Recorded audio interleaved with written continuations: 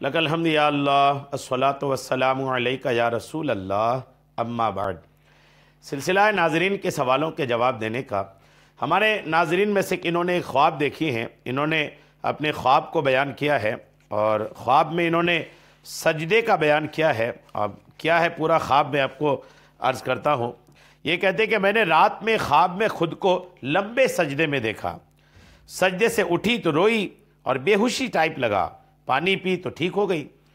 تو خواب میں سجدہ کرنے کی جو تعبیر ہے وہ میں آپ کو پیش کرتا ہوں، توجہ کے ساتھ سنیے۔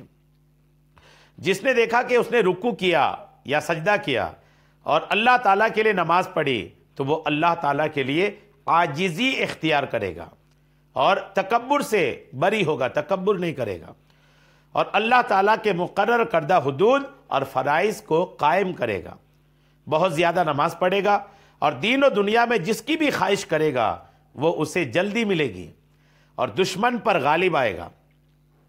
کہا گیا کہ جس نے دیکھا کہ اس نے اللہ تعالیٰ کے لیے سجدہ کیا ہے تو وہ دشمن پر غالب آئے گا، یعنی دشمن پر اسے جیت حاصل ہوگی، الحمدللہ، اور دشمن پر غالب آئے گا اور اس کی مغفرت کی جائے گی۔ اور اگر سجدہ کرنے والا گنہگار ہے، جب اس نے سجدہ کر لیا تو گویا گناہ سے توبہ کر لیا اور اس پر شرمندگی کا اظہار کیا اور خطرہ سے محفوظ ہو گیا اور اپنی حاجت کو پا لیا اور اس کو معاف کر دیا گیا، اور جس کو معاف کر دیا گیا اس کی زندگی بھی لمبی ہوگی۔ اور اگر اس نے دیکھا کہ اس نے اللہ کے علاوہ کسی اور کے لیے سجدہ کیا یا سر تو جھکا لیا لیکن سجدہ کی نیت نہیں، تو وہ لڑائی، جنگ اور جھگڑے میں ذلیل اور ناکام ہوگا، اور اگر تجارت کر رہا ہو تو اس میں اسے خسارہ یعنی گھاٹا ہوگا، اور اگر اس کی کوئی ضرورت ہو تو وہ پوری نہیں ہوگی۔ اور اگر کسی بلند پہاڑ پر اس نے اللہ تعالیٰ کے لیے سجدہ کیا تو وہ کسی طاقتور آدمی پر غالب آئے گا، اور اگر وہ کسی اونچی جگہ یا دیوار پر ہو تو وہ کسی بلند آدمی کا فرما بردار ہوگا اور اس کو ذلیل کرے گا۔ اور نیند میں سجدہ کرنا اللہ تعالیٰ پر ایمان اور گنہگار سے توبہ کی پہچان ہے،